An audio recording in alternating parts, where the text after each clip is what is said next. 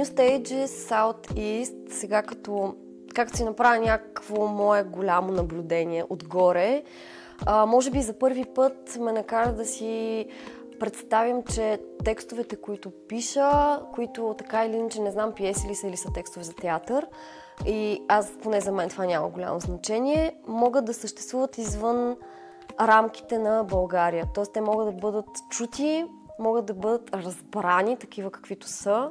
Много ми помогна. Аз не съм класически театрален драматург, нямам театрално образование, идвам от киносферата, но покрай този проект добих смелостта да напиша и завърша втората си театрална пиеса.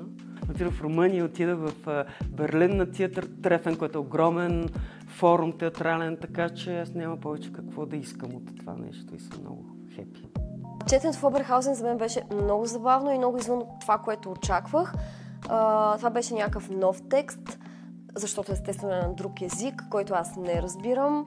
И това, което ми направи много добро впечатление, че там четенията на пиеси бяха своеобразен перформанс и много повече действие беше вкарано и бяха изкарали сърцето на текста. За съжаление, позицията на новата българска драматургия не е силна. Според мен има какво се работи и има какво се работи от двете страни. Има предразсъдъчно мислене, че тя е графоманска, че тя е слаба. От друга страна, то не е, че да няма основания за това, но ми се струва, че някъде, но със сигурност има и нова, която просто не се познава от менеджерите театрални, от директорите на театри и ми се струва, че трябва да се градят моста в тази посока. Мястото на новата българска драматургия в България е спорно. Дори мога да ви цитирам много кратък разговор с един режисьор от миналия ден, който каза, че като чуе нова драматургия и го побиват тръпки, което може да си представите каква е нагласта и какъв е опита въобще върху нова драматургия.